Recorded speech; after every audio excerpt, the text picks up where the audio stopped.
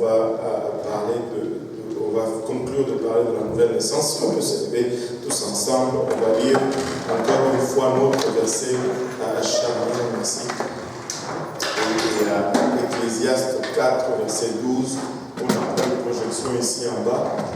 Mais sinon, s'il y a quelqu'un qui veut toutes ces notes, je les ai, je peux vous les faire suivre. Et vous allez avoir tous les versets et toutes les références. Amen. Alléluia. Et donc, Ecclésiaste 4, verset 12, nous dit « Et si quelqu'un est plus fort qu'un seul, les deux peuvent lui résister. Et la corde à 3 fils ne se rompt pas facilement. » La corde à 3 fils ne se rompt pas facilement.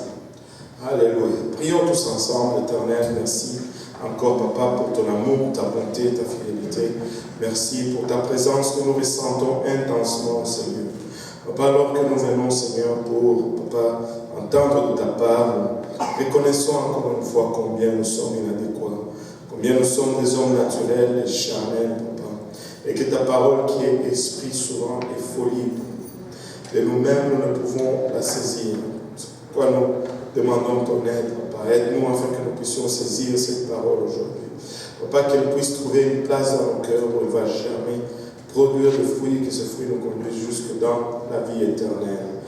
Papa, Ilabachata, merci encore une fois pour cette présence. Alléluia. Et nous te remettons le restant du service entre tes mains. Au nom de Jésus, nous disons tous au nom de Jésus. Alléluia. Alléluia. Et vous pouvez vous asseoir. Et donc, nous avions commencé cette deuxième partie, la fois dernière, de la corde à 3 fils de l'identité apostolique. Et nous avions intitulé cette deuxième partie la nouvelle naissance. Nous allons parler de la nouvelle naissance. Maintenant, les 3 fils de cette corde de l'identité apostolique, nous les avions identifiés comme étant la sanctification que nous avons vue en premier. Pourquoi nous avons vu en premier la sanctification? Parce que premièrement, c'est la corde la plus difficile et les gens vont lutter beaucoup avec la sanctification. Et aussi parce que c'est la corde qui est enlevée en premier très souvent quand les gens sont confrontés à cette identité. Nous avions dit que nous sommes apostoliques par notre doctrine et que nous étions pentecôtistes par notre expérience. Et nous avions commencé à regarder un peu le message de l'Évangile qui est vraiment l'énoncé de la nouvelle naissance. Nous avons vu comment ces messages comportaient 3 parties, donc, qui correspondaient à la mort, l'ensevelissement et la résurrection de Christ. C'est ça vraiment l'évangile, la bonne nouvelle.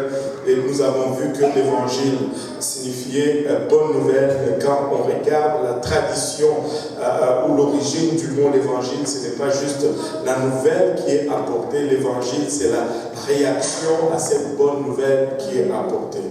Ainsi, quand on vous annonce l'évangile, ce n'est pas encore l'évangile si vous n'avez pas encore répondu à l'évangile. Ce qui fait de ceci une bonne nouvelle, c'est votre réaction à la mort, à l'ensevelissement et à la résurrection de Jésus-Christ. C'est votre réponse. Quand vous croyez et que vous vous repentez, quand vous croyez et que vous vous faites baptiser au nom de Jésus-Christ, et quand vous recevez le don du Saint-Esprit avec l'évidence de parler en langue, c'est là que ça devient vraiment une bonne nouvelle pour vous. Et savez-vous quoi?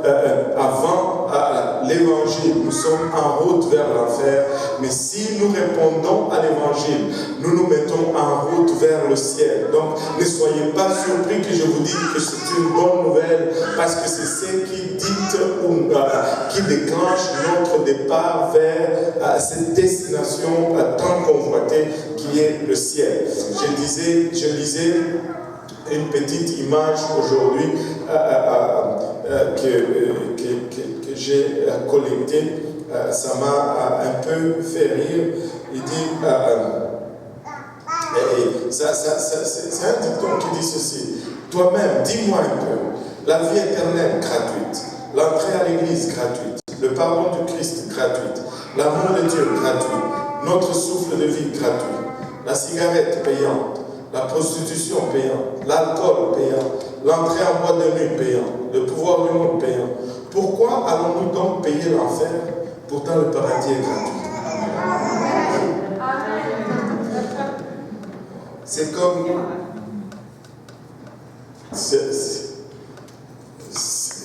C'est une bonne nouvelle que nous pouvons aller au ciel. C'est une bonne nouvelle que ça ne coûte absolument rien si ce n'est notre obéissance. Et donc, nous avons vu que vraiment l'évangile, la réponse à cet évangile, c'est ce qui faisait de cela une bonne nouvelle. Et nous avions commencé à regarder un peu cette réponse qui est divisée aussi en trois. La réponse à la mort de Jésus-Christ, c'est notre repentance. Nous avions vu qu'est-ce que la repentance impliquait. La repentance impliquait la mort de notre volonté, un demi-tour dans notre marche. Nous marchions vers l'enfer, nous marchions selon le monde, nous nous tournons, nous marchions vers le ciel et nous marchons selon maintenant la volonté de Christ. Et nous avions commencé à voir la deuxième étape qui était le baptême. Nous avions vu comment le baptême était le type de notre ensevelissement. Christ a été enseveli. Nous devons aussi être ensevelis. Christ est resté 3 jours dans la tombe. On doit garder aussi 3 jours en dessous de l'eau. Non, je blague. Je voulais juste voir si vous suivez. Alléluia. Alléluia. Et nous avions vu qu'il n'y a pas des baptêmes qui sont différés dans le Nouveau Testament. Le baptême, c'était quelque chose de spontané dans le Nouveau Testament. Parce que ça prend 2 choses pour être baptisé. La première des choses, c'est la croyance. Je dois croire d'abord. Et la deuxième des choses, c'est la repentance. Et ces 2 choses peuvent arriver dans le même moment. Et tu ne peux pas, tu n'as pas besoin de suivre la catéchèse pour être baptisé. Alléluia. Acte 2, 41, c'était le même jour. Acte 16, 33, à la même heure. Acte 9, 18, au même instant. Acte 10, 48, il leur ordonna de se faire baptiser. Acte 22, 16, et maintenant, que tardes-tu? Lève-toi, sois baptisé et lavé de tes péchés en invoquant le nom du Seigneur. Tu ne trouves pas un seul baptême qui est remis à demain dans ta Bible. Quand tu regardes les geôliers, avec Paul et Silas, la Bible nous dit à la même heure de la nuit, Acte 16, 33, c'était au milieu de la nuit. Ils sont allés se faire baptiser à minuit, on va dire, à 1h du matin, on va dire. Et nous avions vu que les baptêmes d'eau devaient se faire au nom du Père, plutôt au nom de Jésus-Christ, et non au nom du Père et du Fils et du Saint-Esprit. Nous avions vu c'était quoi le nom du Père, nous avons vu c'était quoi le nom du Fils, et nous avons vu c'était quoi le nom du Saint-Esprit. Et si nous regardons les baptêmes d'eau dans le livre des Actes, le jour de la Pentecôte, Acte 2, 38 à 41, ça a été fait au nom de Jésus-Christ. Les croyants samaritains, Acte 8, 16, ça a été fait au nom du Seigneur Jésus. La maison de Corneille, Acte 10, 48, ça a été fait au nom du Seigneur. Le disciple de Jean dans Acte 19, 5, ça a été fait également au nom du Seigneur Jésus-Christ. Et tous les baptêmes dans ta Bible ont été faits au nom de Jésus-Christ.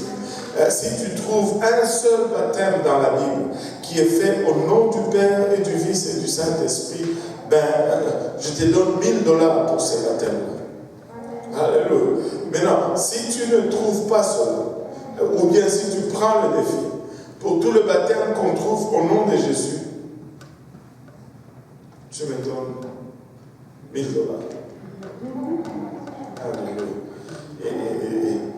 Maintenant, si nous considérons le livre de Matthieu, c'est Matthieu qui nous dit, Matthieu 28, 19, Matthieu 28, 18 et 19, Est-ce que quelqu'un peut nous lire Matthieu 28, 18 et 19?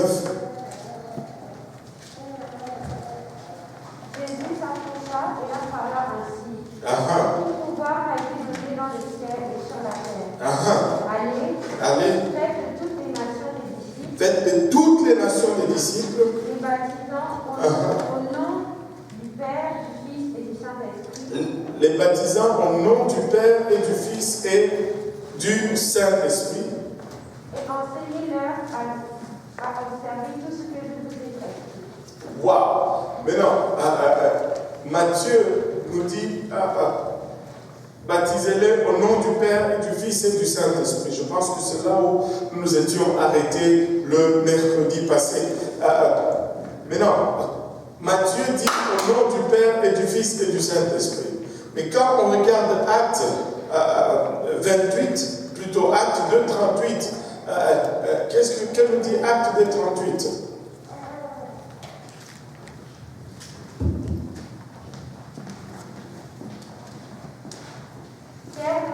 Pierre leur dit, repentez-vous, repentez-vous et que chacun de vous soit baptisé au nom de Jésus-Christ pour le pardon de vos péchés. pour le pardon de vos péchés, au nom de Jésus-Christ. Matthieu dit au nom du Père et du Fils et du Saint-Esprit, et dans Acte, Pierre dit au nom de Jésus-Christ.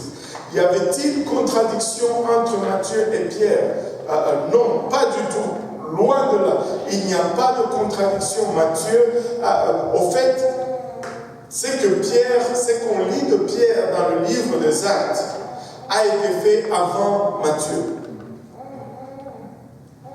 Et ce que Matthieu est en train de nous raconter est arrivé avant que Pierre ne baptise. Là, je vous ai mêlé. Quand Matthieu est en train d'écrire, c'est après que Pierre est baptisé. Mais ce que Matthieu est en train de raconter, c'est avant que Pierre ne baptise. En d'autres termes, ce que Matthieu est en train de dire, il n'est pas en train de décrire un baptême. Il n'y a personne qui est en train de se faire baptiser dans Matthieu 28, 19. Jésus est en train de donner les ordres. Et puis après, on voit les apôtres qui appliquent ces ordres, qui obéissent à ces ordres. Et quand ils obéissent à l'ordre, on voit qu'ils baptisent au nom de Jésus, au lieu de baptiser au nom du Père et du Fils et du Saint-Esprit. Matthieu n'était pas en train d'amener une nouvelle doctrine. Matthieu était plutôt en train de faire une déclaration sur l'unicité de Dieu et qui confirmait en fait que et le Père et le Fils et le Saint-Esprit sont juste un. Ils ne sont pas deux. Et la première chose qu'il utilise d'abord, c'est la singularité du nom. Regardez Matthieu 28, 19, il dit au nom singulier. A-U-N-O-N. Pas de S, pas de X. Enfin, je devais dire pas de X, A-U-X, pas de S, N-O-M-S. Amen. Et donc le nom est au singulier. Si le nom est au singulier, ça veut dire qu'il y a combien de noms? Ça veut dire qu'il y a un seul nom. Mais malheureusement, ce nom n'est pas dans ce chapitre-là, n'est pas dans ce verset-là. Qu'est-ce que Pierre a fait? Pierre est allé chercher le nom du Père, qui était le même que le nom du Fils, qui était le même que le nom du Saint-Esprit. C'est pourquoi Jean chapitre 5, verset 43 nous dit « Je suis venu au nom de mon Père », et ça c'est Jésus qui nous parle. S'il est venu au nom de mon Père, de son Père, et qu'on l'appelle Jésus, ça veut dire le nom de son Père, c'est Jésus. Et Jean 14, 26, « Mais le consolateur, l'Esprit Saint, que le Père enverra en mon nom, le Saint-Esprit, ou le consolateur vient au nom de Jésus. » Alléluia. Et donc, il n'y a pas de contradiction. Le nom du Père, c'est Jésus. Le nom du Fils, c'est Jésus. Le nom du Saint-Esprit, c'est Jésus. Et la place la plus claire dans la Bible c'est l'Ancien Testament, Ésaïe 9,5, où il nous cite le Père, l'enfant qui est né et qui est le consolateur à venir, le Père, le Fils et le Saint-Esprit, c'est Jésus. Père, ce n'est pas un nom, Père, c'est un titre. Regardez, le frère Ange, il a son enfant là-bas. J'ai même dit, bon, je vais lui demander, comment vous appelez, frère? J'ai oublié votre nom. Ange, il s'appelle Ange. Mais il ne me dit pas Père, bien que son fils est là. Et votre fils, comment il s'appelle? Il n'a pas dit fils, il a dit David, il nous a donné un nom. Père, fils ne sont pas de noms. Père, c'est un titre qu'on acquiert lorsqu'on a des enfants. Père n'est pas associé à une personne. Il y a eu une telle déformation doctrinale que lorsqu'on lit la Bible ou qu'on voit le titre Père, on s'imagine un vieillard à la barbe blanche. Non. Dieu est esprit. Il n'a pas de barbe. Il n'est pas vieux non plus. Si je devais me représenter Dieu, ça ne sera pas un vieillard faible, non. Ça serait quelqu'un de puissant, de fort. L'image du Dieu invisible n'est pas un vieillard. Jésus n'a jamais vieilli. Il est mort jeune, 33 ans. Et c'est l'image d'un jeune qu'on va voir. Dieu est toujours vigoureux, il est fort, il est puissant. Dieu ne vieillit pas, il n'est pas sujet au temps. Quelle fausse représentation qu'on nous donne de Dieu. Dieu n'est pas frêle. Alléluia. Ça, c'est juste une révélation qui vient de me frapper. Dieu n'est pas frêle. Dieu est fort. Oui, on va me donner l'argument de la sagesse et tout, et talalala. Non, Dieu est fort, est puissant. Il est le tout-puissant. Alléluia. Il n'est pas vieux. Même si on l'appelle l'ancien des âges, il est continuellement jeune. Parce que le temps n'a pas d'effet sur lui. Alléluia. Dieu peut courir plus vite que nous tous. Il peut soulever plus lourd que nous tous. Il peut sauter plus haut que nous tous. Il peut creuser plus profond que nous tous. Il est jeune.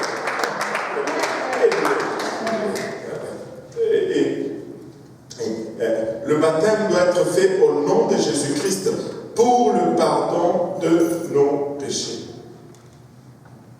Alléluia. Là, quelqu'un va venir me dire, et si je suis déjà baptisé d'une autre manière? Et si j'étais déjà baptisé d'une autre manière? Vous savez, ça je pense c'est le plus grand défi. Des fois tu peux être dans un mouvement pendant longtemps. Et ça c'est un autre piège du diable. Mais tu n'as pas eu la vérité.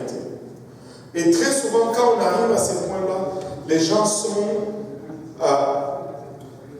sentent mal, ou se sentent jugés, ou se sentent offensés, parce qu'ils pensent qu'on met en doute leur sincérité. Laissez-moi vous dire, on ne va jamais questionner la sincérité de quelqu'un.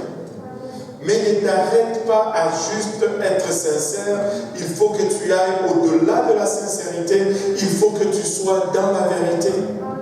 Parce que tu peux être sincère, mais sincèrement dans l'erreur, et cela conduit à la perte. Alléluia. On doit juste être assez humble que lorsqu'on entre en contact de la vérité, on l'embrasse tout simplement. Alléluia. Et peu importe, regardez, Nicodème était longtemps, alléluia, sincère. Mais lorsqu'il est venu face à la vérité, il n'a pas hésité. Il a embrassé la vérité parce que ça ne sert à rien de lutter contre la vérité. Si tu as déjà été baptisé d'une autre manière, laisse-moi te dire ceci. Il n'y a qu'une seule bonne façon de se faire baptiser. Quand la Bible nous dit qu'il n'y a qu'un seul baptême, Cela ne veut pas dire que peu importe comment je me suis fait baptiser, je dois juste être baptisé une seule fois. Si c'est là, c'est que la Bible voulait dire. La Bible allait dire, je ne peux être baptisé qu'une seule fois. Mais la Bible dit que tu dois juste être baptisé une seule fois de la bonne façon. Si tu n'es pas baptisé de la bonne façon, ce n'est pas bon. Nous avons la Bible pour cela à Actes 19, verset 3. On va le lire à partir du verset 1. Actes 19, 1 à 5. Si vous pouvez m'aider à le lire un peu rapidement. Pendant qu'Apollos était à Corinthe, Paul, après avoir parcouru les hautes provinces de l'Asie, arriva à Éphèse. Ayant rencontré quelques disciples, il leur dit, « Avez-vous reçu le Saint-Esprit quand vous avez cru ?» Ils lui répondirent, « Nous n'avons pas même entendu dire qu'il y a un Saint-Esprit. » Wow, regardez un peu ces gens. Paul leur pose la question, avez-vous reçu le Saint-Esprit lorsque vous avez cru? Laissez-moi poser cette question à cette congrégation. Avez-vous reçu le Saint-Esprit lorsque vous avez cru? Et ils ont répondu que nous n'avons même pas entendu dire qu'il y ait un Saint-Esprit. Ils étaient des disciples, pas des nouveaux convertis, des disciples. C'est-à-dire des gens qui sont en train de servir Dieu pendant longtemps et qui sont assaisonnés dans le service du Seigneur, comme beaucoup d'entre nous quand nous sommes venus à la vérité. Mais ils n'avaient pas la bonne doctrine. Et quand Paul réalise que la bonne doctrine n'était pas là, parce qu'ils n'ont même pas été enseignés que le Saint-Esprit existait. Moi, quand je lis ce passage, je ne sais pas pourquoi, je me rappelle toujours de cet ami au frère Mutombo. Il était un peu âgé, c'était l'ami du frère Mutombo, il s'appelait Serge. Il n'a rien à voir avec le pasteur Serge. Lui, il était très turbulent, très turbulent. Il était fils unique, ses parents étaient quand même assez aisés, mais alors, un enfant gâté, pas possible. On l'a envoyé dans toutes les écoles, il a été chassé. On l'a envoyé à l'internat, même à l'internat, c'était un enfant gâté. Un jour, il rentre chez lui, il n'y avait personne, tout le monde était un peu ailleurs, il ouvre le frigo, il voit des papayes. Là, il mange cette papaye. Et puis, il s'en va. Maintenant, quand il rentre, quand sa mère le voit, ouvre dans le frigo, elle regarde, mais les papayes ne sont pas là. Elle demande, mais qui a mangé les papayes? Là, lui, voulant s'innocenter, il dit, ce n'est pas moi. Et là, sa mère demande à tous les cousins, cousines qui étaient là, mais qui a mangé les papayes? Ce n'est pas moi. Et là, sa mère était fâchée, il dit, mais moi j'ai laissé les papayes pour mon fils, vous avez mangé. Qui a mangé les papayes de Serge? En fait, il ne savait pas que les papayes c'était pour lui. Il s'est volé lui-même. Comme il avait dit qu'il n'avait pas mangé, il ne pouvait plus dire que bon, c'est moi, et il est venu raconter, on criait. Donc, il ne savait même pas que le Saint-Esprit existait. Donc, il ne pouvait pas aller le chercher parce qu'il ne le savait pas. Au verset 3, quand Paul réalise cela, il leur pose maintenant une question regardant la doctrine, ou plutôt regardant leur pratique. Verset 3. Il dit, de quel baptême avez-vous donc été baptisés? Ils répondirent, du baptême de Jean. Oui, versets 4 à 5. Alors Paul dit, Jean a baptisé du baptême de repentance, disant au peuple de croire en celui qui venait après lui, c'est-à-dire en Jésus-Christ. Sur ces paroles, ils furent baptisés au nom du Seigneur Jésus. Alléluia. Maintenant, regardez ceci. Il leur demande, mais comment donc avez-vous été baptisés? Ils disent, par Jean-Baptiste. Maintenant, il y a plusieurs arguments là. Vous savez, l'homme est particulier. allez demander à Caïn si cela a fonctionné. Ça n'a pas fonctionné. Si tu ne fais pas selon ce que Dieu demande, ça ne va pas fonctionner. Et là, il leur demande, mais comment donc avez-vous été baptisés? Il parle du baptême de Jean. Et les gens vont toujours dire, mais et Jean alors, il baptisait. Mais comment est-ce qu'il a baptisé? Regardez, toi tu ne sais pas, et moi je ne sais pas. Personne ne sait vraiment comment Jean baptisait parce qu'aucune part dans la Bible, il nous est donné la formule du baptême de Jean. Alors, on ne sait pas ce qu'il disait. Peut-être qu'il se taisait seulement. Mais Jean, c'est sûr qu'il ne pouvait pas dire au nom du Père et du Fils et du Saint-Esprit. C'était un juif. Amen. Il ne pouvait pas être trinitaire. Alors, alléluia. Mais non, nous ne savons pas comment Jean a baptisé. Mais nous savons comment il n'a pas baptisé. Nous ne savons pas ce qu'il a fait. Mais nous savons avec précision ce qu'il n'a pas fait. Il n'a pas baptisé au nom de Jésus. Pourquoi? Parce que Romains 6 nous dit que nous sommes baptisés en sa mort. Or, Jean baptisait avant que Jésus ne meure. Donc, il ne pouvait pas baptiser au nom de Jésus parce que le nom de Jésus n'avait pas encore été disponible pour utiliser pour le baptême. Jésus n'était pas encore mort. Il n'y avait pas encore de mort associée au nom de Jésus-Christ. Donc, il n'y avait pas encore le pouvoir de rachat du péché associé à ce nom. Et Jean n'a pas baptisé au nom de Jésus. Parce que Jésus était encore vivant. Et donc, Paul, voyant cela, il dit, mais Jean a baptisé du baptême de repentance, disant au peuple de croire en celui qui venait après lui, c'est-à-dire Jésus. Sur ces paroles, regardez, ils n'ont pas dit, on va aller d'abord demander à mon pasteur pour savoir si cela est vrai. Non. Ils ont dit, sur ces paroles, ils furent baptisés au nom du Seigneur Jésus-Christ. Sur ces paroles, quand ils ont vu que c'était ça la parole de Dieu, on s'est fait baptiser non sur la parole des hommes, mais sur la parole de Dieu. Alléluia. Sur ces paroles, ils se sont fait baptiser au nom du Seigneur Jésus-Christ. Pourquoi est-ce que je dois être absolument, que tout le monde dise absolument baptisé au nom de Jésus-Christ? Premièrement, parce que lorsque je me fais baptiser au nom de Jésus-Christ, je suis en train de revêtir Christ.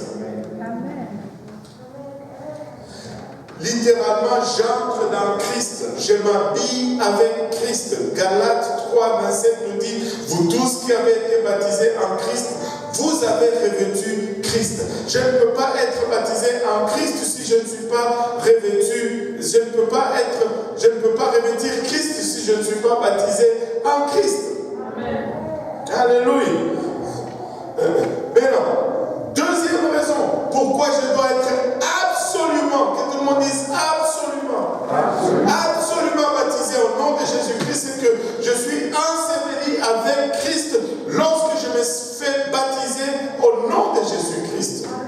Romains 6, 3 et 4 nous dit, ignorez-vous que nous tous qui avons été baptisés en Jésus-Christ, c'est en sa mort que nous avons été baptisés, nous avons donc été ensevelis avec lui par le baptême en sa mort, afin que comme Christ est ressuscité des morts, par la gloire du Père, de même nous aussi nous marchions en nouveauté de vie. Je dois être baptisé en Jésus-Christ. Troisième raison, pourquoi je dois être absolument, que tout le monde dise absolument baptisé au nom de Jésus, c'est parce que lorsque je me baptise dans le nom de Jésus-Christ, je rentre en alliance avec lui. Vous savez, moi je pense que ça c'est le verset le plus puissant. Ça c'est l'argument le plus puissant. Alléluia. Regardez, Colossiens 2, 11 et 12 nous dit, et c'est en lui que vous avez été circoncis d'une circoncision que la main n'a pas faite, mais de la circoncision de Christ qui consiste dans le dépouillement du corps de la chair, ayant été enseveli avec lui par le baptême. Oh! Si son nom n'est pas cité, tu n'es pas enseveli avec lui. Et vous êtes aussi ressuscités en lui et avec lui par la foi en la puissance de Dieu qui l'a ressuscité de mort. Vous savez, le baptême est une alliance. Ici, Paul est en train d'associer littéralement le baptême d'eau à l'alliance. Il typifie la circoncision, plutôt il typifie le baptême dans la circoncision de l'Ancien Testament. Et si vous réalisez l'importance de la circoncision dans l'Ancien Testament, vous pouvez arriver à la conclusion de l'importance du baptême dans le Nouveau Testament. Je n'ai pas ce verset dans mes notes, mais je sais que nous pouvons aller dans le livre de Genèse. On va juste y aller rapidement.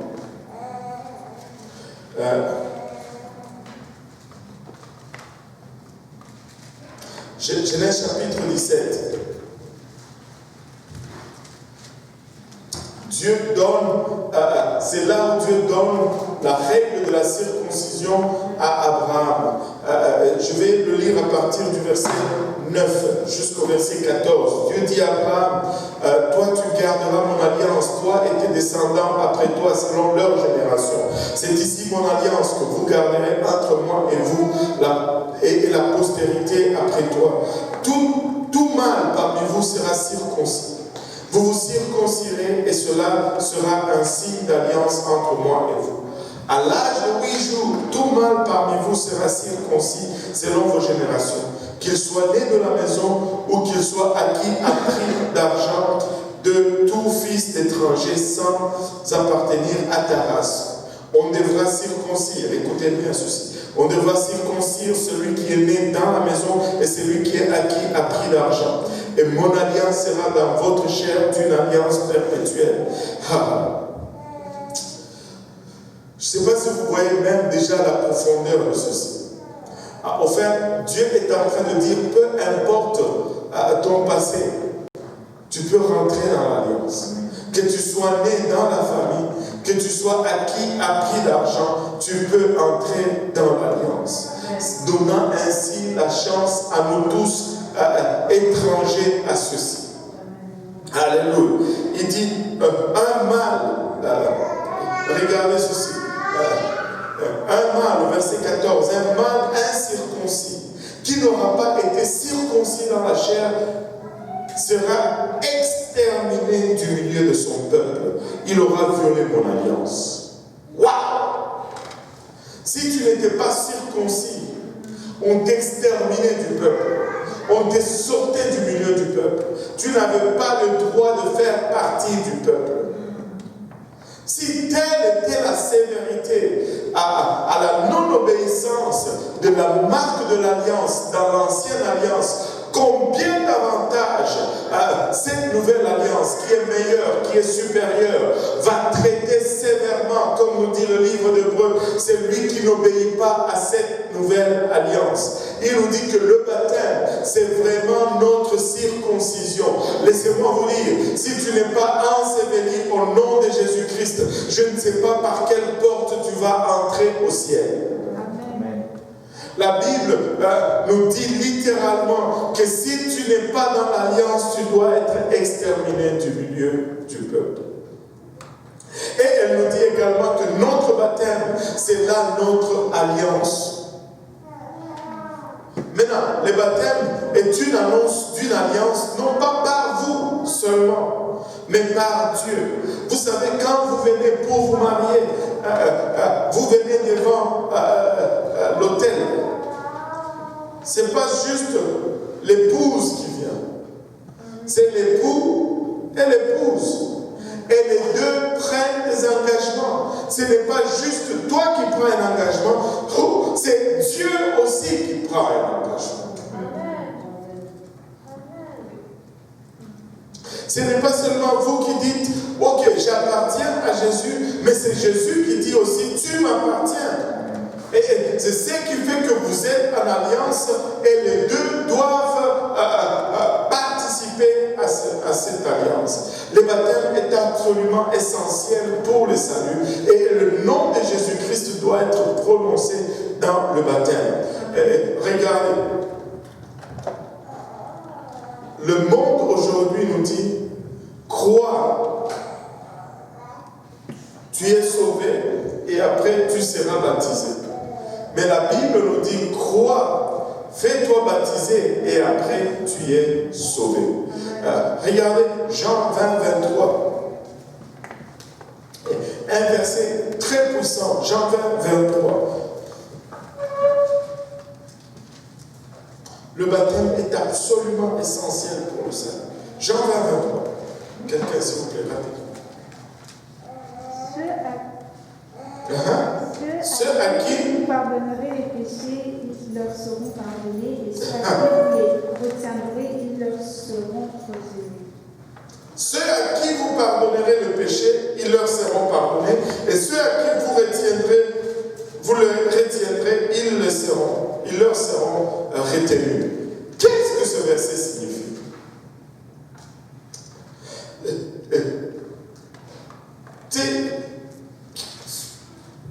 Dieu est en train de parler à l'église ici. Jésus est en train de parler à l'église. Il dit, si vous pardonnez les péchés, ils leur seront pardonnés. Mais si vous retenez le péché, ça sera retenu. Mais qu'est-ce que ça veut dire? Est-ce que l'église a maintenant le pouvoir de pardonner les péchés? Non! L'église n'a pas le pouvoir de pardonner le péché parce que nous ne commettons pas le péché contre l'église. Le péché est commis contre Dieu. Mais qu'est-ce que ce verset signifie alors? Premièrement, seul Jésus a le pouvoir de pardonner le péché. Seul Dieu a le pouvoir de pardonner le péché. Ce verset signifie tout simplement que c'est lui que l'Église baptise au nom de Jésus. À celui-là, les péchés sont pardonnés. C'est lui que l'Église ne baptise pas au nom de Jésus-Christ. À celui-là, les péchés ne sont pas pardonnés. Laissez-moi vous dire ceci. Le baptême est essentiel, absolument essentiel au salut. Amen. La seule façon de se décharger de nos péchés multiples que nous avions commis dans le passé, c'est de passer à travers l'eau du baptême au nom de Jésus-Christ. Et c'est cela seulement que nous nous déchargeons de tous les péchés que nous avions portés depuis notre naissance jusqu'à ce que nous arrivons à ce moment. Paul compare littéralement le baptême d'eau à la traversée de la mer Rouge. Vous savez, certaines choses vont nous suivre parce que nous n'avons pas traversé la mer Rouge. Regardez 1 Corinthiens 10, 1 à 2 nous dit ceci, frères, je ne veux pas que vous ignoriez que vos pères ont tous été sous la nuée, qu'ils ont tous passé au travers de la mer, qu'ils ont tous été baptisés à Moïse dans la nuée et dans la mer. Alléluia. Ils ont tous été baptisés à Moïse dans la nuée et dans la mer. Vous allez remarquer ceci, qu'une fois qu'Israël a traversé la mer Rouge, Pharaon a perdu tous les droits sur Israël. Au fait, la mer Rouge délimitait le territoire de l'autorité de Pharaon. Une fois qu'ils ont traversé la mer Rouge, Pharaon ne pouvait pas les poursuivre de l'autre côté de la mer. Laissez-moi vous dire ceci. Une fois que tu traverses les eaux du baptême, le diable n'a pas l'autorité de te suivre de l'autre côté. Amen. Il n'a pas le droit de te suivre de l'autre côté. Et je sais que c'est Dieu qui m'a donné cette révélation. Des fois, tu traverses les eaux du baptême, mais il y a encore des batailles, il y a encore des combats. Et là, tu te dis, mais si Pharaon ne pouvait pas me suivre de l'autre côté, mais qu'est-ce qui se passe? Pourquoi est-ce que j'ai encore des batailles? Laissez-moi vous dire, quand Israël a traversé la mer Rouge, ils n'ont plus lutté contre les Égyptiens. Plus jamais. Ils ont lutté contre les Philistins. Ils ont lutté contre les Moabites. Ce n'est pas la même bataille. Ce n'est plus le même combat. Regardez, Il y a eu des combats continus. Mais ce n'était pas les mêmes batailles. Laissez-moi vous dire, quand tu traverses le saut du baptême, le diable n'a plus un droit légal sur ton passé. La seule personne qui va faire revenir le passé, c'est toi-même. Tu sais, Israël pouvait retourner en Égypte lui-même. Mais Pharaon ne pouvait pas venir le chercher de l'autre côté de la mer Rouge. Tu es le seul qui peut retourner en arrière et faire remonter ton passé. Mais quand, en ce qui concerne Dieu, Dieu se dit, il a déjà oublié cela, il ne s'en souvient pas. Alléluia. Ne laisse pas le diable te tromper, ne laisse pas, ne donne pas la légitimité à ton ennemi d'aller dans ton passé et de faire revenir ce qui est déjà en dessous du sang. Tu peux marcher avec assurance de l'autre côté, alléluia, de la mer Rouge, ou de l'autre côté du nom de Jésus-Christ. Regardez, est-ce une coïncidence qu'on a appelé cela la mer Rouge? Je ne pense pas, parce qu'il n'y a pas vraiment de coïncidence avec Dieu. Elle était appelée la mer Rouge. Tu sais, quand tu rentres dans l'eau, nous disons que tu dois être baptisé au nom de Jésus-Christ. Pourquoi le nom de Jésus-Christ? Parce que c'est le nom qui amène le sang. Et quand tu mets le sang dans l'eau, ça devient rouge. Amen. C'est la mer Rouge. Amen. C'est la mer Rouge. Alléluia. Le diable ne peut pas faire remonter ton passé légalement.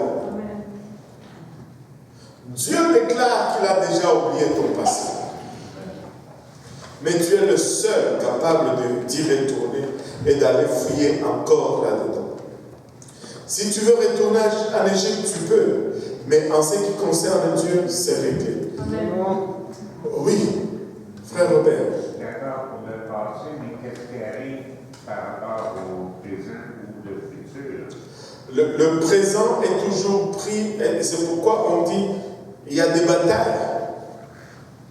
Dans le présent, il y a des batailles. Et quand tu regardes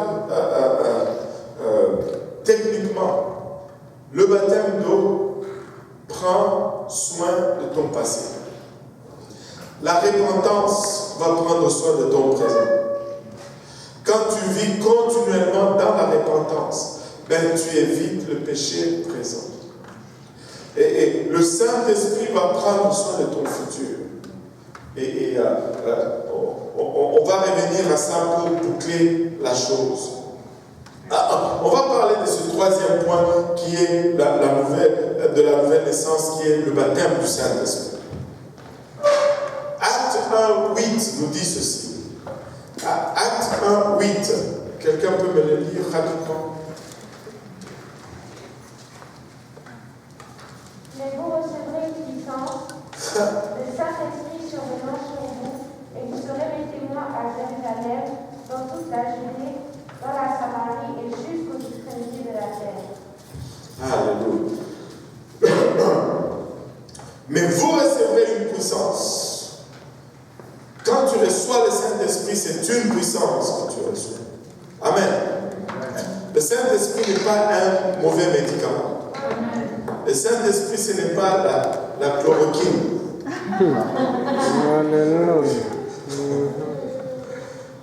En passant, la chloroquine n'est pas un mauvais médicament.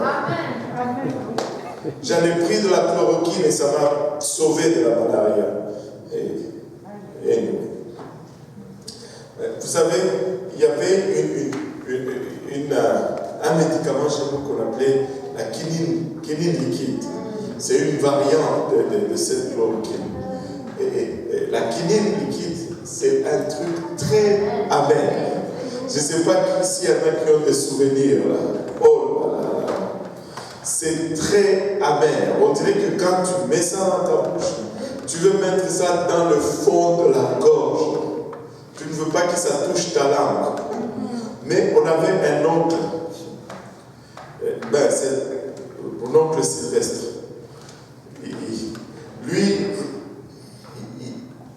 Il aimait agacer les gens comme pas possible. Quand on était petit, il nous en a fait voir de toutes les couleurs. il prenait la quinine liquide.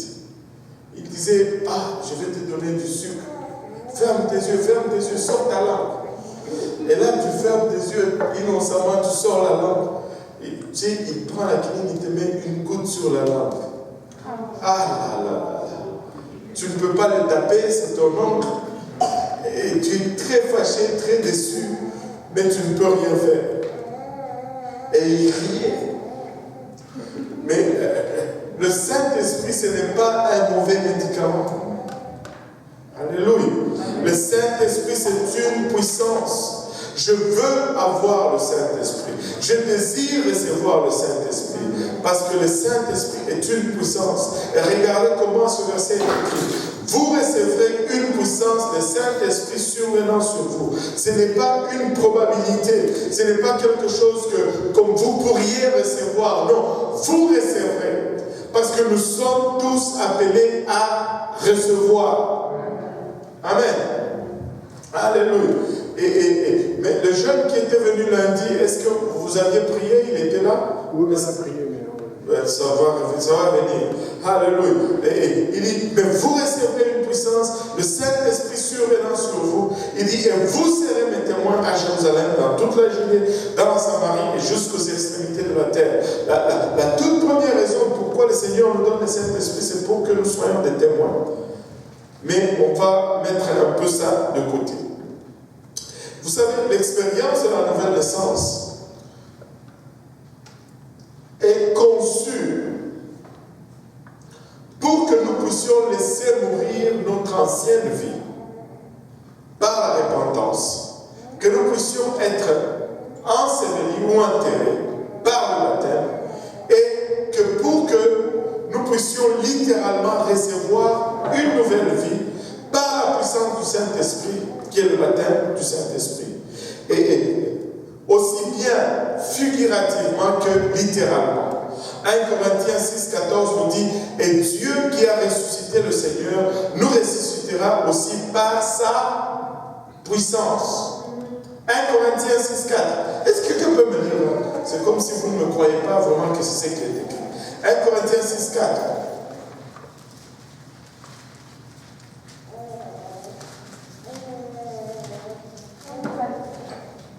Et 6,14 plutôt. 6,14. Et Dieu qui a ressuscité le Seigneur Jésus-Christ. Et Dieu qui a ressuscité le Seigneur Jésus-Christ. Nous ressuscitera aussi par sa puissance. Comment? Nous ressuscitera aussi par sa puissance. Regardez, Actes 1,8 nous dit, mais vous recevrez une puissance.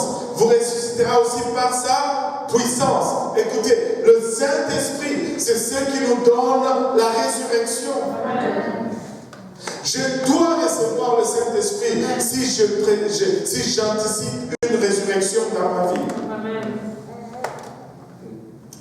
Le but de la résurrection n'est pas seulement que Jésus se soit relevé de la tombe. La résurrection ne s'arrête pas là, mais que je puisse me relever de la mort de mon ancienne vie. Non seulement ma mort physique, littéralement, mais ma mort spirituelle, figurativement. J'étais mort avant de connaître Jésus, mais lorsque je reçois le Saint-Esprit, c'est une nouvelle vie qui commence.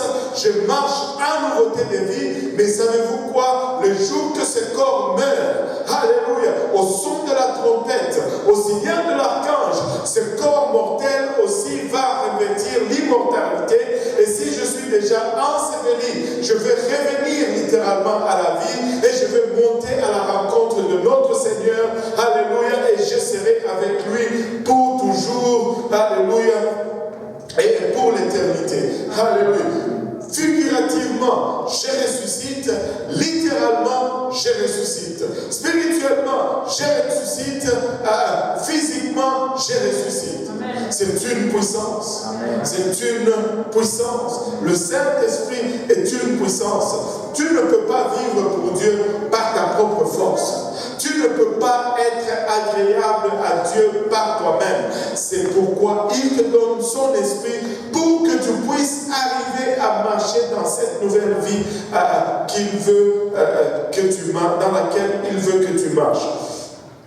Vous savez, le parallèle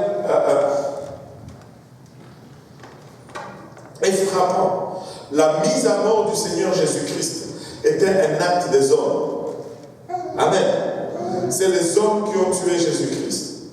La repentance est mon action propre en tant qu'homme. Je dois me repentir. Personne ne peut te faire repentir. Tu dois te repentir. L'enterrement de Jésus-Christ était un acte d'homme. Alléluia. Le baptême est un acte d'homme. C'est un homme qui doit te baptiser au nom de Jésus-Christ. Mais la résurrection de Jésus-Christ est un acte de Dieu. Et le baptême du Saint-Esprit est aussi un acte de Dieu, alléluia, en réponse à mon obéissance. Quand j'obéis, alléluia, comme Jésus a été obéissant jusqu'à la mort, si tu obéis également à cette parole, laisse-moi te dire, Dieu va te remplir de son esprit. C'est une certitude, ce n'est pas une probabilité. Alléluia, il va te remplir de son esprit et c'est une puissance pour la résurrection. Romains 8, 11 nous dit, et si l'esprit de celui qui a ressuscité Jésus d'entre les morts habite en vous, c'est lui qui a ressuscité Christ d'entre les morts, rendra aussi la vie à vos corps mortels par son esprit qui habite en vous. J'ai besoin du Saint-Esprit. Alléluia. Il y a des gens qui demandent, dois-je recevoir le Saint-Esprit? Hey, tu n'as pas, ce n'est pas, dois-je recevoir le Saint-Esprit? J'ai le privilège de recevoir le Saint-Esprit. C'est un honneur que de recevoir le Saint-Esprit. C'est une bénédiction que de recevoir le Saint-Esprit. Parce que le Saint-Esprit me donne le pouvoir de marcher aujourd'hui par-dessus le péché, mais le Saint-Esprit me donne également le pouvoir de ressusciter en ce dernier jour lorsque la trompette sonne. Alléluia. Alléluia. Je dois avoir l'Esprit de Dieu en moi. Lorsque le Seigneur Jésus-Christ est sorti de la tombe, il avait un corps glorifié. Lorsque la trompette va sonner, nous allons aussi acquérir un corps glorifié. Vous savez, pour le moment, j'ai mal dans mon genou. Ça fait, je ne sais pas, 3 semaines que je traîne ce mal. Et plus je travaille à l'église de l'Est, plus j'ai mal. Et plus je me repose, plus le mal part. Alléluia. Je ne sais pas si ça sert à Alléluia que ça part. Mais nous devons rendre grâce à Dieu pour tout. Alléluia. Mais j'ai hâte à ce jour-là. Tu sais, lorsque la trompette sonne, ce mal, je ne veux plus le ressentir. Il est peut-être là maintenant, mais alléluia. Quand la trompette sonne, ce mal, je ne le ressens plus. Alléluia. Alléluia. J'aurai un corps glorifié. Et laissez-moi vous dire, rien ne vaut le salut. Rien ne vaut le salut. Rien ne vaut le salut. Il n'y a pas un prix trop élevé à payer pour ton salut. Et David dit d'accord. D'accord.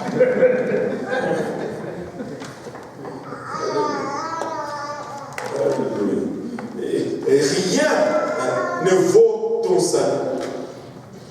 Vous savez, une fois Jésus ressuscité, il avait un corps glorifié. Un corps glorifié peut passer à travers le mur.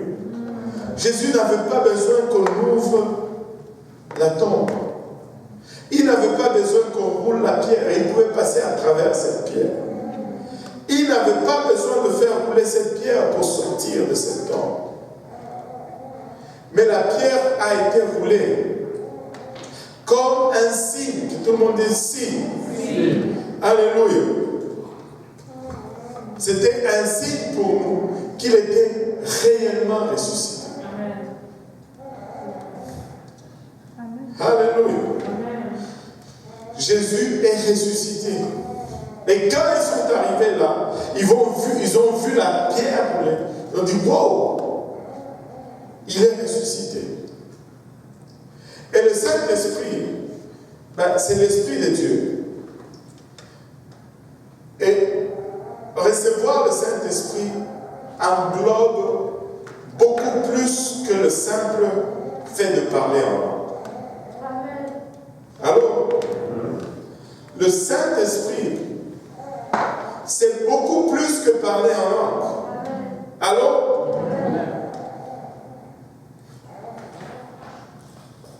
on vient de dire que le Saint-Esprit, c'est la puissance de la résurrection. C'est beaucoup plus que parler en langue. Alors, mais le parler en langue nous est donné comme signe surnaturel que nous avons réellement, que nous avons littéralement reçu le Saint-Esprit. Alléluia. Tout comme la pierre était un signe visible dans le naturel, que sa résurrection est arrivée, le parler en langue, c'est un signe visible dans le naturel que notre résurrection est arrivée. Amen. Certains disent que nous pouvons recevoir le Saint-Esprit sans parler en langue. Bon, c'est comme si je disais, je peux tomber dans l'eau sans être mouillé.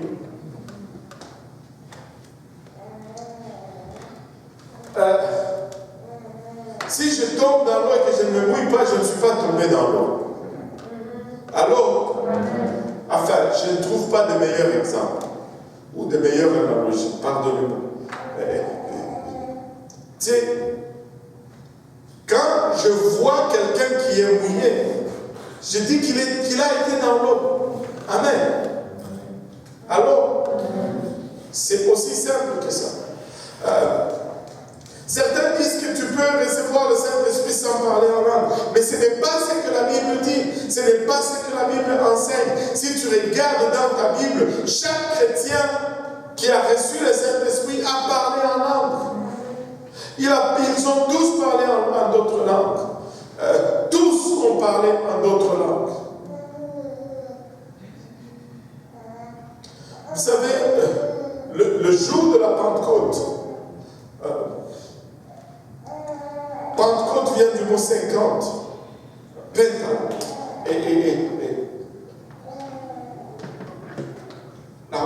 La fête de la Pentecôte, c'était une fête qui marquait la fin de la récolte du blé dans l'Ancien Testament. Amen. C'était une question où, alléluia. Regardez ceci. Le jour de la Pentecôte, les apôtres ont reçu le Saint-Esprit. Et ils ont tous commencé à parler en d'autres langues. Jérémie 31, 33.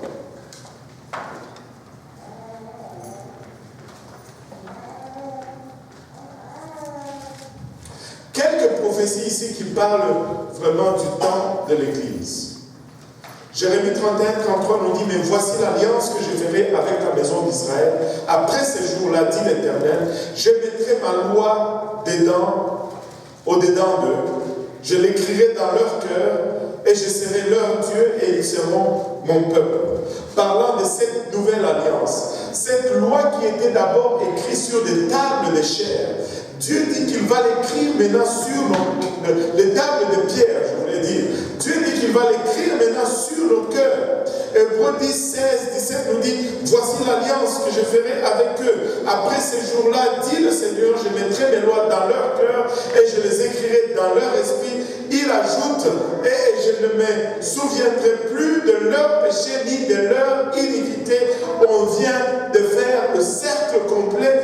Dieu nous dit, lorsque nous nous baptisons au nom de Jésus-Christ, il ne se souvient plus de nos péchés, il ne se souvient plus de nos iniquités, il nous donne le Saint-Esprit, il marque nos cœurs avec sa loi. Maintenant, regardez,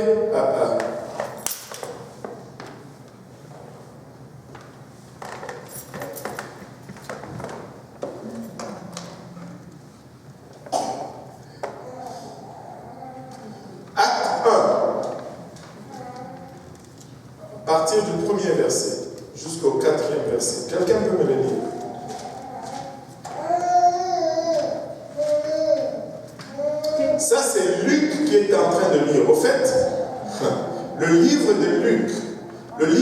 Pierre, c'est la suite du livre de Luc. Et si tu veux comprendre certaines choses, des fois, essaie de lire Luc, et puis tout de suite saute au livre des Actes, et prends-les comme la suite des événements. Tu vas rentrer dans une autre révélation des choses qui se passent. Luc 2, plutôt Acte 1 à 4. Théophile, j'ai parlé dans mon premier livre de tout ce que Jésus a commencé de faire et d'enseigner jusqu'au jour où il fut enlevé dans le ciel, après avoir donné ses ordres par le Saint-Esprit aux apôtres qu'il avait choisis. Oui, jusqu'à 4. C'est à eux aussi qu'avec plusieurs preuves, il se présenta vivant après avoir souffert et leur apparut pendant 40 jours en parlant de ce qui concerne le royaume de Dieu. Comme il se trouvait avec eux, il leur recommanda de ne pas s'éloigner de Jérusalem. De ne pas s'éloigner de Jérusalem. Mais d'attendre la promesse du Père dont il leur avait dit, vous m'avez entendu parler. Alléluia. Mais d'attendre ce que le Père avait promis, c'est que je vous ai annoncé l'heure, dit-il. Jésus, avant de monter, il leur dit, ne partez pas de Jérusalem. Attendez ce que je vous avais dit là. La promesse du Père. Ce que je vous avais annoncé. Amen. Et dans Actes chapitre 2, on voit l'accomplissement de cette promesse. À partir du verset 12, la Bible nous dit, ils étaient tous dans l'étonnement. Les gens qui regardaient les apôtres, ils étaient tous dans l'étonnement et ne sachant que penser, ils se disaient les uns aux autres, que veut dire ceci? Mais d'autres se moquaient et disaient, ils sont pleins de vin doux. Alors Pierre, se présentant avec les 11, éleva la voix et leur parla en ce terme. Hommes juifs, et vous tous qui séjournez à Jérusalem, sachez ceci et prêtez l'oreille à mes paroles. Ces gens ne sont pas ivres comme vous le supposez, car c'est la 3e heure du jour, mais c'est ici ce qui a été dit par le prophète Joël. Dans le dernier jour, dit Dieu, je répandrai de mon esprit sur combien de chair? Toute chair. Si tu te penses que tu es chair, Dieu va répandre tout son esprit sur toi. Vos fils et vos filles prophétiseront. Vos jeunes gens auront des visions. Vos vieillards auront des songes. Oui, sur mes serviteurs et sur mes servants, dans ce jour-là, je répandrai de mon esprit.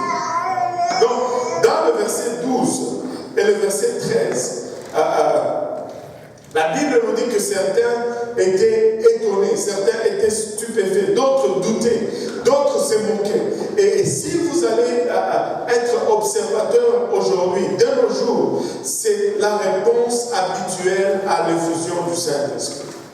Quand le Saint-Esprit tombe et que les gens commencent à parler en langue, certains vont regarder et ils vont douter. Certains vont regarder et ils vont questionner. D'autres vont regarder et ils vont se moquer. Amen. D'autres se moquent littéralement de l'effusion du Saint-Esprit. Si ce sont là les réponses habituelles à l'effusion du Saint-Esprit, nous devons continuer à donner la même réponse que Pierre a donnée. Maintenant, ils ont dit, mais c'est quoi ça? Qu'est-ce que ça signifie? C'est quoi ça? Et remarquez la réponse de Pierre.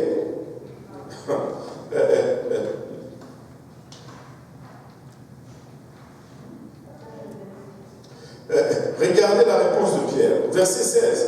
Mais c'est ici ce qui a été dit par le prophète Joël. C'est ici ce qui a été dit.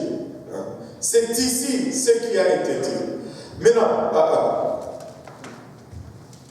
Pierre est en train de le dire.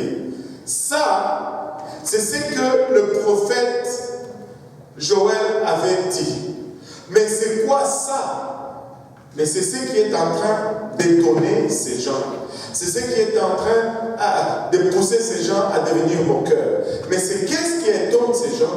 Ce qui étonne ces gens, c'est de les entendre parler en d'autres langues. Donc ça, ou ceci, c'est le parler en langue.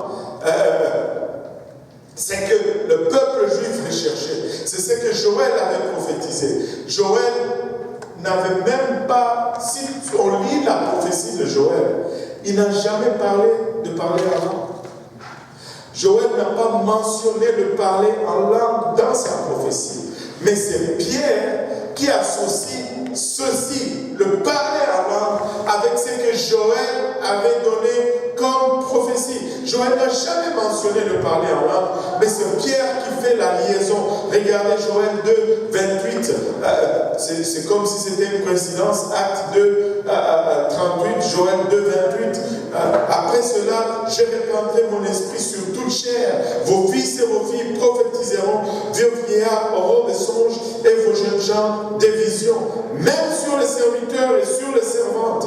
Dans ce jour-là, je répandrai mon esprit. C'est ce que Joël avait dit.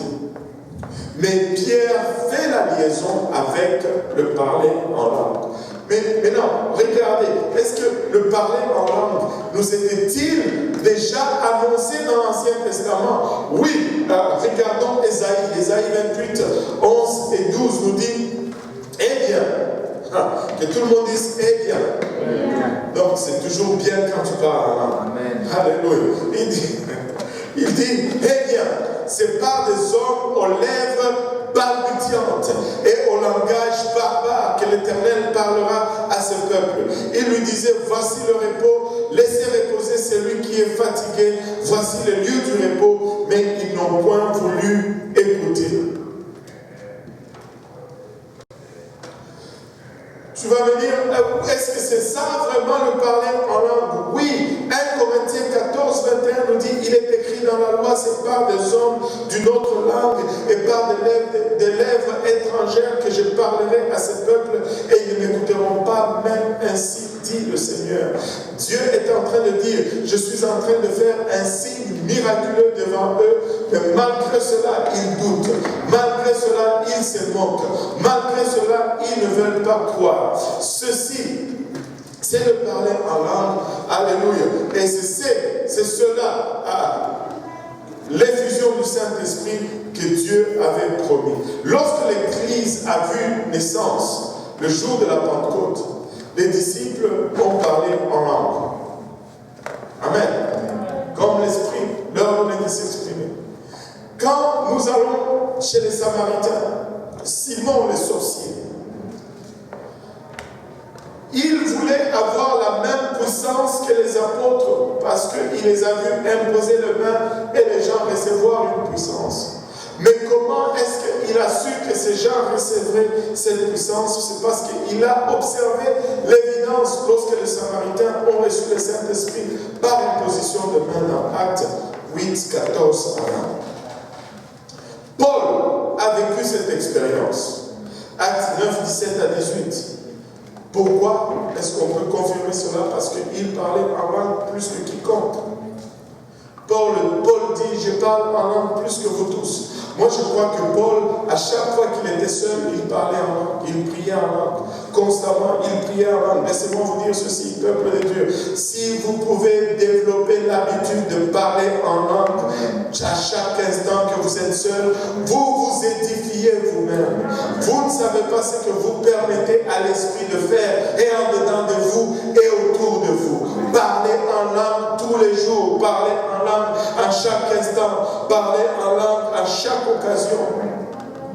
Le croyant qui n'avait fait l'expérience que du baptême, des gens ont été rebaptisés dans Actes 19 et ils ont aussi parlé en langue. Le membre de la famille de Corneille, qui étaient des païens, ont parlé en d'autres langues. Vous savez que c'est le parler en langue qui a permis à Pierre et aux autres vraiment d'accepter que le païen aussi était devait être reçu dans l'Église. Ni était le parler en langue, nous ne serions pas dans l'Église aujourd'hui. Nous ne serions même pas dans l'Église aujourd'hui. Acte 10, 44, comme Pierre prononçait encore ces mots, le Saint-Esprit descendit sur tous ceux qui écoutaient la parole.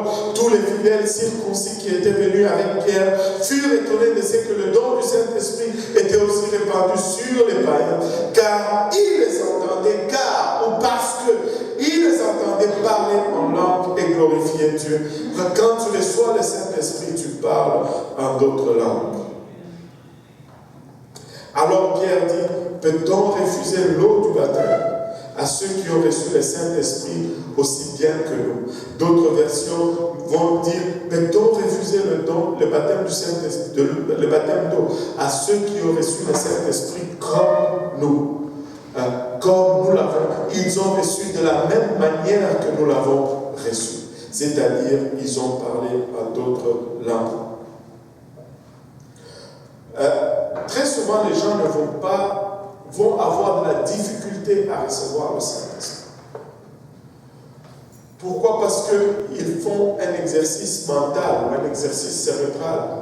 Le Saint-Esprit n'est pas reçu par la tête, mais le Saint-Esprit est reçu par le cœur ou par le ventre, par le sein, par l'homme intérieur. En d'autres termes, vous devez avoir soif du Saint-Esprit. S'il n'y a pas de soif, il n'y a pas de réception.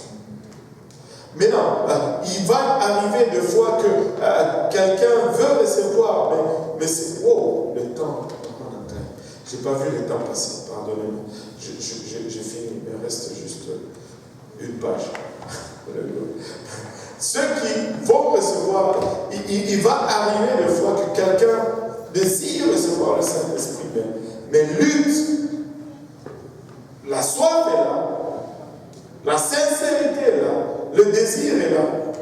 Mais parce que on est tellement mental, on ne veut pas se laisser aller dans ce qui arrive en fait, en dedans. On est tellement cérébral. Le Saint-Esprit va arriver par l'intérieur, non pas par le mental. Vous savez, Jésus dit dans Jean chapitre 7, verset 37, le dernier jour, le grand jour de la fête, Jésus se tenant debout, s'écria, si quelqu'un a soif, qu'il vienne à moi et qu'il boive. C'est lui qui croit en moi, des fleuves d'eau vive couleront de son sein, comme dit l'Écriture. Il dit cela de l'Esprit que devaient recevoir ceux qui croiraient. Des fleuves d'eau vive couleront de leur sein, non de leur cerveau. Amen. Quand tu dois recevoir le Saint-Esprit, on dirait qu'il y a un court-circuit. Le ventre prend le devant. Enfin, pas l'estomac. Quand je dis le ventre prend le devant, les gens voient déjà la nourriture. Non. Le sein, l'homme intérieur. On dirait que l'homme intérieur contourne le cerveau. Parce que c'est une œuvre de Dieu et non une œuvre de l'homme. Maintenant, je ne sais pas si vous avez déjà vu des vidéos là-dessus. Il y a même des vidéos sur YouTube là-dessus. Une étude qui a été réalisée, on prend vraiment quelqu'un qui parle en langue, quelqu'un qui a reçu le Saint-Esprit, on lui met des électrodes pour des senseurs pour capter son activité cérébrale et on identifie la zone qui est responsable du langage. Quand il parle en langue, il n'y a absolument pas d'activité dans cette zone. Et c'est phénoménal. C'est phénoménal. Quand tu pries normalement, il y a de l'activité cérébrale. Mais quand tu switches et que tu commences à parler en langue, il n'y a pas d'activité cérébrale. Littéralement, tu es en train de parler comme l'esprit te donne de t'exprimer et non comme le cerveau te donne de t'exprimer.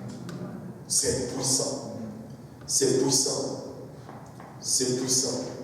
Alléluia. Je veux vous épargner la lecture de tout ceci. Mais je vais juste réitérer ceci. Au début de notre mouvement, le passage qu'on a lu, même à travers le dimanche à l'ouverture du service, nous n'avons pas commencé avec classe. le pentecôtisme était la risée de tout le monde. Je me rappelle, le premier pentecôtiste, laissez-moi vous dire, ça c'est juste parce qu'ils étaient tellement radicaux. Si je débarquais là avec cette veste, j'étais considéré comme pécheur. Parce que c'est bleu, ce n'est pas noir. Il s'habillait toujours avec veste noire, pantalon noir, chemise blanche. Manche longue.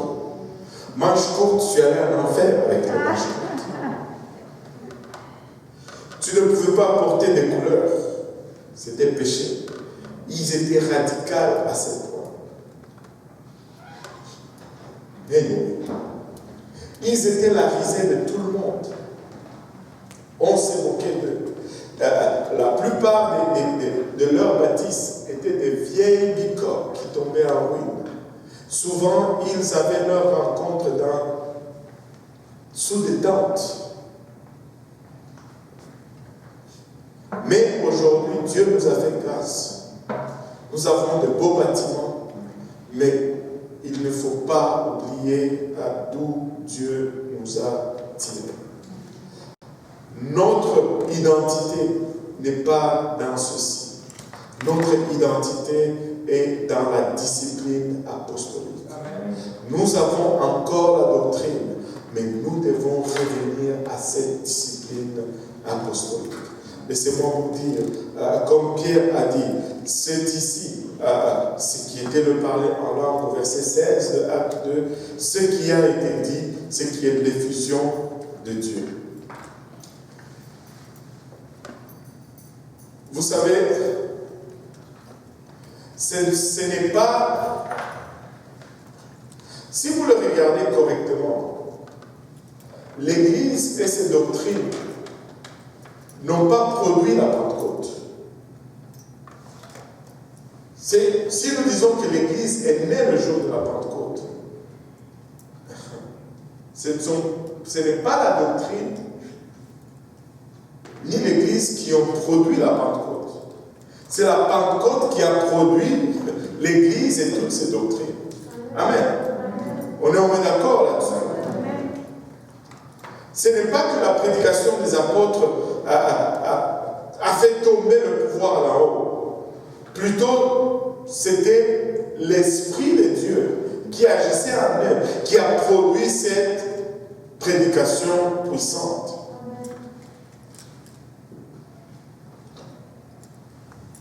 Ce n'est pas une démonstration doctrinale de la Pentecôte ou une défense de nos croyances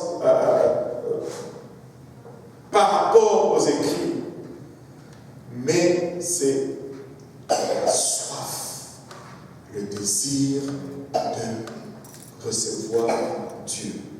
Ils étaient dans cette maison 10 jours, attendant cette promesse d'en haut.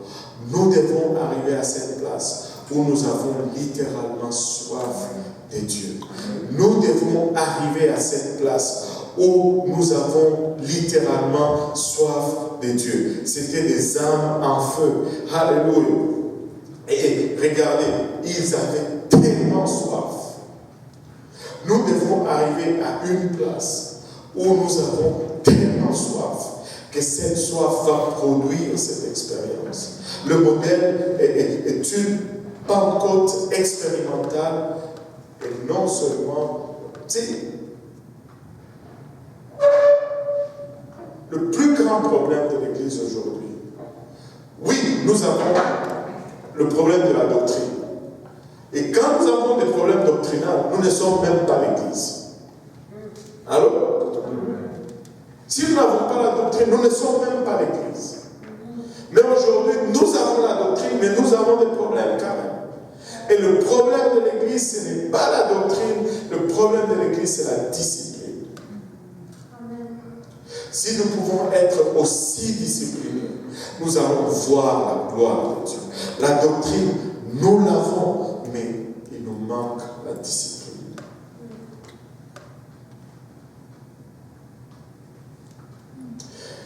Et nous devons continuer à prêcher la Pentecôte.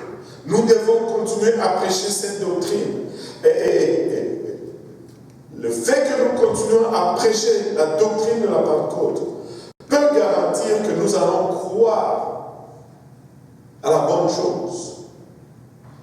Mais seule la foi ou seule la soif va déterminer si nous allons expérimenter ce qui est prêché.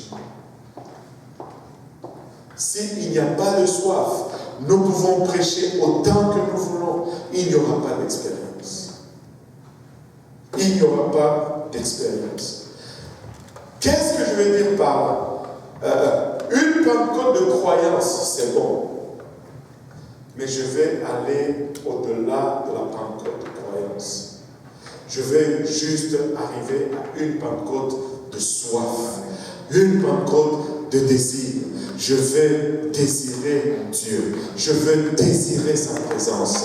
Je veux voir l'expression de sa présence dans chaque service, dans chaque rassemblement. Nous devons arriver à une place où nous désirons Dieu plus que toute chose. Nous arrivons ici, nous avons tellement soif qu'avant même que la parole soit prêchée, nous pouvons ressentir cette présence. Nous pouvons le voir commencer à bouger parmi nous. Nous avons tellement soif où nous n'avons pas besoin de messages élaborés. Que si on nous dit seulement répandez-vous, répandez-vous, répandez-vous. Alléluia, c'est suffisant pour que les gens viennent et se fassent baptiser au nom de Jésus-Christ. C'est suffisant pour que les gens viennent et reçoivent le baptême du Saint-Esprit. C'est suffisant pour que nous puissions voir des miracles, de boiteux marcher, des aveugles voir, parce qu'il y a cette soif intense de le voir parmi nous. Alléluia. Nous devons refuser d'être satisfaits juste avec une connaissance cérébrale. Ça doit venir de notre sein. Ça doit venir de nos entrailles. Alléluia. Ça a toujours fonctionné comme ça. Et ça continuera à fonctionner de la même façon. S'il n'y a pas de soif, c'est difficile même de garder ce que nous avons reçu. S'il n'y a pas cette faim, c'est dur de persévérer dans ce que nous avons vu. Alléluia. On peut se lever tous ensemble.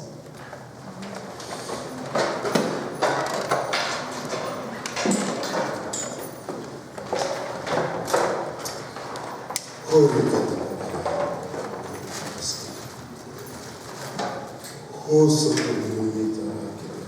Papa, nous te demandons grâce pour ton amour, ta bonté et ta fidélité. Père, nous te prions, Seigneur Jésus-Christ, que ta main repose sur nous, Papa. Papa, transforme-nous, Papa. Crée en nous ce cœur, Papa, assoiffé de ta présence. Crée en nous, Seigneur Jésus-Christ, Papa, ce désir de s'autodiscipliner, Papa, de désirer ton royaume plus que toute autre chose. Pas les temps dans lesquels nous vivons, les temps que nous traversons, Papa, sont des temps radicaux, Seigneur. Pas face à ces temps, Papa, ça va prendre aussi des chrétiens, Papa, qui sont radicaux, Seigneur. Aide-nous, Seigneur Jésus-Christ, à aller au-delà, Papa, d'une simple connaissance, Papa, intellectuelle. Et fais-nous rentrer, Papa, dans cette connaissance. Alléluia. Dans cette expérience, Papa, cette connaissance, Papa, disciplinaire. Cette expérience, Papa, de ta présence quotidienne, Seigneur. Où, Papa, tes œuvres deviennent, Papa, une manifestation journalière, Papa, dans notre vie. Nous voulons, Papa, il a préserver cette identité. Mais nous la voulons, Papa, au-delà, Papa, de la doctrine. Nous la voulons également dans l'expérience. Au nom de Jésus, nous te prions, Papa. Garde-nous, nous te prions sur le chemin de retour, Papa. Attise en nous ces feux, Seigneur Jésus-Christ, afin que nous ne soyons plus les mêmes, Seigneur.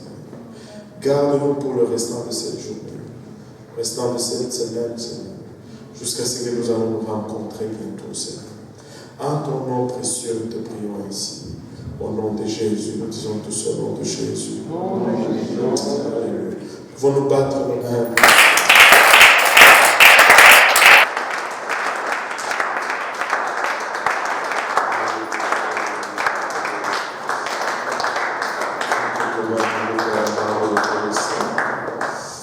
Alléluia. Je veux être assoiffé du Seigneur. Alléluia. Que le Seigneur vous bénisse et voilà, c'est pas bien de saluer autour de ça.